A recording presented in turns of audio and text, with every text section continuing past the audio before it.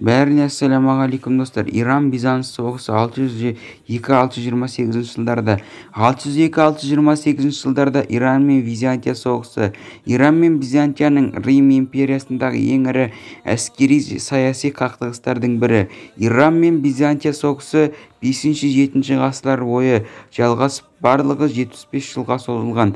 Кейде сіз бұл біртұтас соғыс екендігі туралы негізсіз емес мәліметтерді таба аласыз. Ол іс жүзінде тоқтамады, бір-біріне жабысып алыптылар. 7 ғасырдың басында Араб түбегінде жаңа күшті күш пайда болды. Назар аудармады. Ол Иранды құлатып, Византияны әлсіретуге арналған болатын. Сасанидтік жауынгерлер Бахрам Чубин және де көтерілуінің бас нәтижесінде екінші Хосров Иран тағына көтерілді. Тақ аппаратын жолдады. Византия қылыштары тазартылды. Қарамастан жаңадан жасалған шах дереу империямен соғысқа дайындала бастады. Әскери континенттер көбейіп, әскерлерді жабдықтауды ұйымдастыру бойынша іс-шаралар жүргізіліп жатты. Римдіктер күштерін шаршатып, бір уақытқа екі әскери театрда, армия мен Месопотамияда ұрыс бастау керек еді. Осы уақытта Византия ішкі дағдарыспен шайқалды. 602 жылдың соңында император Махриді құлатып, өлім жазасына кесілді. Ал басып алушы Поқа таққа отырып, шығыста ұлы Патриот атты Хреон көтерілісінен шығып, гректерді қоршап алған Фарсы Нехишевына пана тапты. Осы акцияға жауап ретінде шейх әскерлері Кестерапонды шықты және де Раумеллер қоршауды алып тастауға мәжбүр болды. Бұл соғыстың бастауы болды. Император Махри мен оның отбасының өлімін сылтау ретінде пайдаланған Хосров соғыс қимылдарын ашты. Иран әскерлері күшті ағыммен екі негізгі бағытқа, Армения мен Месопотамияға бет алды. Император Махри Бедисидің ұлы деп жарияланған жас жігітті табылды. Оның ресми басшылығымен парсы әскерлері Месопотамияға басып кірді. Алайда олардың империялық қолбасшы германдарды жеңіп шегінді. Дара бекіністі шабуыл жасаған Иран пілдері дара бекіністерге шабуыл жасаған. Иран пілдері келесі жылға Хосров бастаған әскери Византияға Дару бекінісін қоршауға алды. Қоршау корпусын сыйлықтардың астында қалдырып, Хосров герман әскерін жеңіп, Едисеға салтанатты түрде кірді. Императорлық армияның жаңа қолбасшысы Енох лейтенант Хосровтың Едистан кетуін пайдаланып, қаланы басып алып, әрі қарай соғысты Иранға ауыстырды. Жоспарлап Дараға қарай бет алды. Алайда Армоны бекінісі шайқаста Ромелиттер Хосровпен жеңіске ұшыраған. Армияда парсылардың ісі онша жақсы болған жоқ. Қолбасшы Шах Джехова егереттардың гректердің бекінісін позицияларын шабуыл жасады, бірақ жеңіліске ұшырап шайқаста қаза тапты. 64 жылы. Алайда келесі жылы Д'Артаньяның басшылығымен парсылардың жаңа әскери Гектик қаласында империялық армияға шабуыл жасап, оны жеңді. Месопотамияда 607 жылға қарай бұл бастама ақыры Иран қолбасшыларының қолына өтті. Марде, Ахмита, Хесана, Кеба бекіністерін басып алды. 609 жылға қарай Телюфа, Теля, Константин Мартелден алынды. Ефраттың артындағы фарсы әскерлері жедел кеңеске шықты. Бірнеше жеңілістен кейін Византия әскерлері армиядан шегінуге мәжбүр болды. Фарсылар Анадолыға басып кірді. Соғыстың бірінші кезеңі Византияда жеңілді. Әскери сәтсіздіктер Фокиттің саясатына наразылық үштік бүлікке әкелді.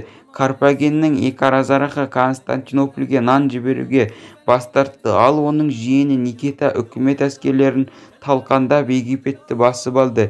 Изақтың ұлы Ираклий Эгей теңізінде үлкен флотпен келіп, бірқатар стратегиялық маңызды аралдарды басып алды. 610 жылы Фоканы құлатып, жаңа император болды. 609-610 жылдар қарсаңында парсылар Сирия мен Кіші Азияға шабуыл жасады. 611 жылы мамырда Антиохия басып алынып, Халис өзеніндегі шайқаста император Арменияның жеңілісі Сирияның Хосровтың қолында берді. Алайда Ираклис қарсы шабуыл жасады. Император Ираклий Каппадокиялық Кесариядағы парсы қолбасшысы Шахидің әскери қоршауға алды. 612 жылдың ортасында Шахин Плокодан өтіп Арменияға оралды. Әрі қарай Иран шабуылындағы векторды оңтүстікке қарай араластырды. 610 жыл Дамаск алынды. Жоспарлау сропка жасалынған. Соның ішінде бірте-бірте Удашиш жау тасық экономикалық блоктарын 614 жылдың 15 сәуірінде парсылар Иерусалимді басып алды. Онда олар қатты қырғын жасады. Императорлық армияның Арменияға жорығы ескі стратегиялық Филипптің басшылығымен Иранмен өткен соғыстың батырлық сәттілігі әкелмеді. 615 жылы парсылардың әскері Хелладаға барып Европаға өтуге тырысты, бірақ гректер мен парсы флотын жеңіп идеяға сәтсіз аяқтады. Алайда сонымен бірге Египет Хсроптың билігінде болды. Соғысты тағдыры шешілген сияқты. Алайда парсылар жариялаған жауды аяқтауға асықпады. 614-624 жылы ұрыс тек 622 жылы қайта басталды. Ол сәтте оның жауынгерлік қабілеті арттырды. Қарсы шабуылға шығып римдіктер Давиян, Нехшиван және де Урмияны басып алды. Гандизакты алып византиялықтар қаламен бірге Зострарлық Иранның басты ғибадатханасы От ғибадатханасын қиратты. Иерусалимнен кек алды. Парсыларды Ираклий армиясына орналасқан жерде айтарлықтай күш тартып оны бұғатпай алды. Алайда император көрнекті әскери қабілеттерді көрсете отырып, шах генералдардың Шахин мен шабандоздарының әскерлерін жеңіп қоршауға аман-есен шықты. Ежелгі Кастроптағы керемет аркасы 626 жылы парсылар қайтадан Халедонға қарай бет алды. Ал абарлар Константинопольді қоршауға алды. Штурм 6 шілдеде 626 жылы Овид және де Австрияға армия артта қалып қойған. Парсылар Боспорды мәжбүрлеуге батыл жетпеді. Көп ұзамай олардың Месопотамияға армиясындағы әскерлері жеңіліске ұшырап, Ираклийдің әскері Иран астанасы Хистробаға қарай бет алды. Жолда ромалықтар Хсроба Дастрайт резиденциясын басып алып тонады. Дагестанды резиденциясын басып алып тонаған императорлық армия Хесронның 19 миллион қашықтықта тоқтатып, шах гвардиясы тұрған Рабадан каналын мәжбүрлеуге батыл жетті. Ираклий кері бұрылды. Маршан оған Хсроптың өлімі туралы хабар жетті. Тақ отырған жаңа шах Геван 628 жылы императормен бірге әлемге кетті.